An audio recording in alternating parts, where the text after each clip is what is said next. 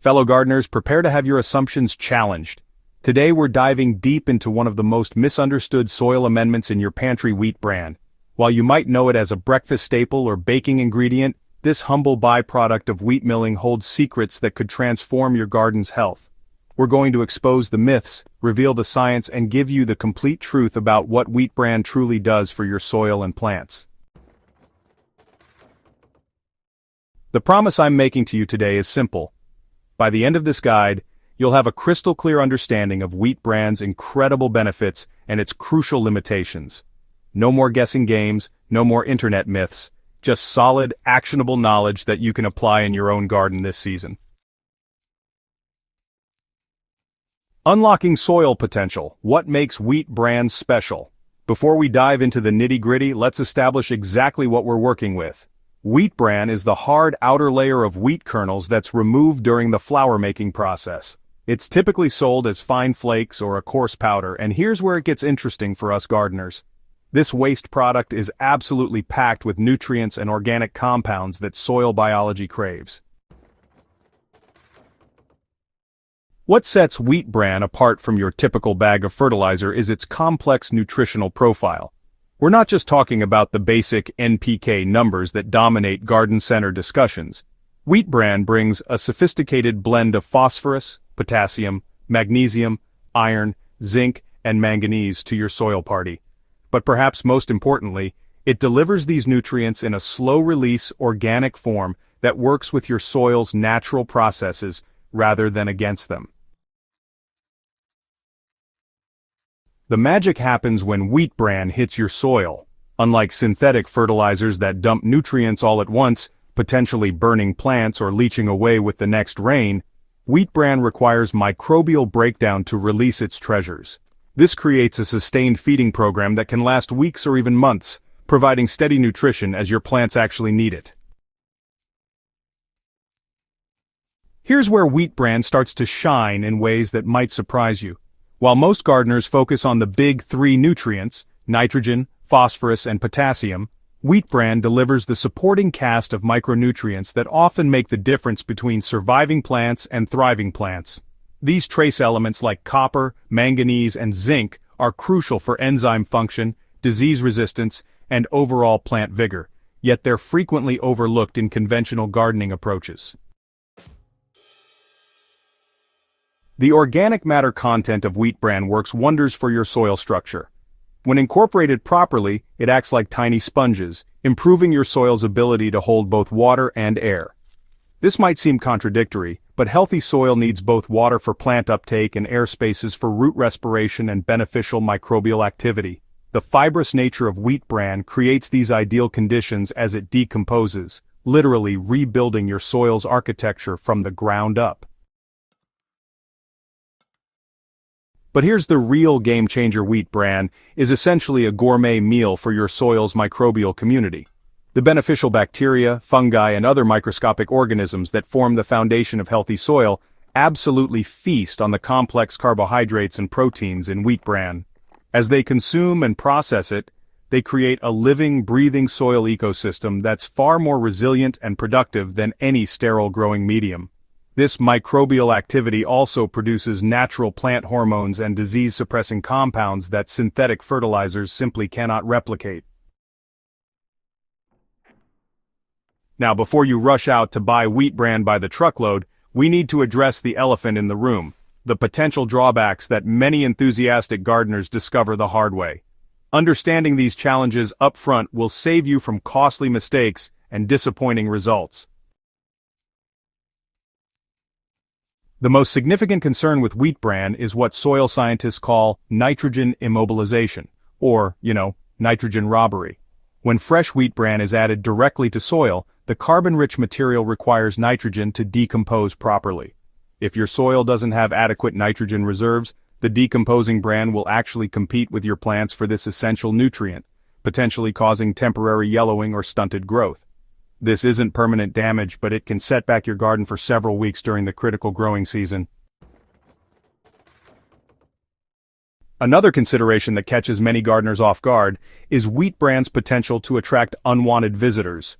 The protein and carbohydrate content that makes it so valuable for soil microbes can also appeal to rodents, slugs, and various insects if it's not incorporated properly into the soil. Surface applications, especially in humid conditions, can create feeding opportunities for pests that you definitely don't want establishing residence in your garden beds. Perhaps the most unpleasant surprise awaits gardeners who don't manage moisture properly when using wheat bran.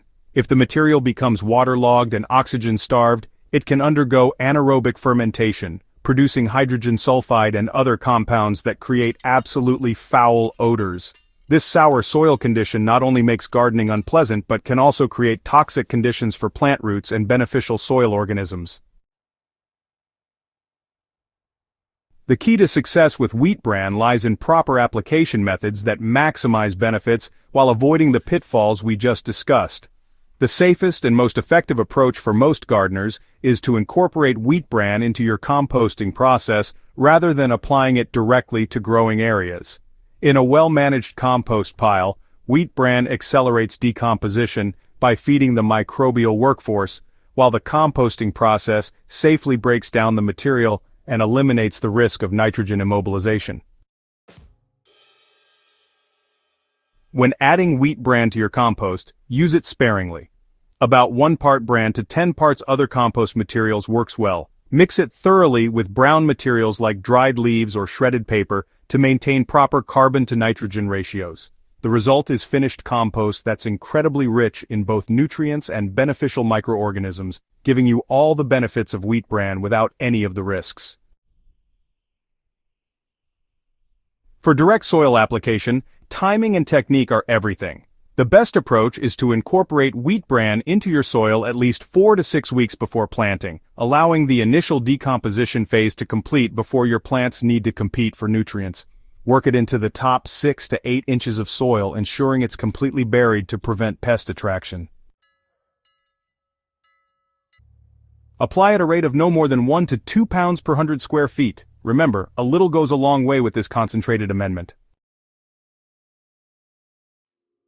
An increasingly popular technique among experienced gardeners is creating a wheat bran tea for liquid feeding. This involves soaking wheat bran in water for several days to create a nutrient-rich liquid fertilizer.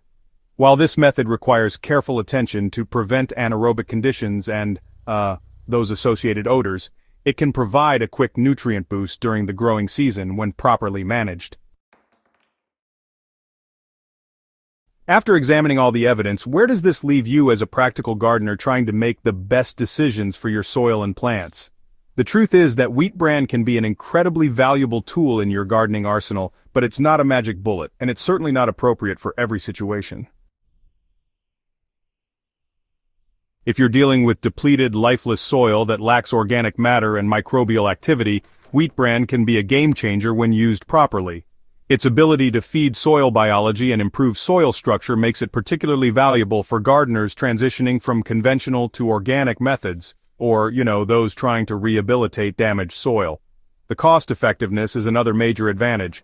Wheat bran is significantly cheaper than most commercial soil amendments while often delivering superior long-term results.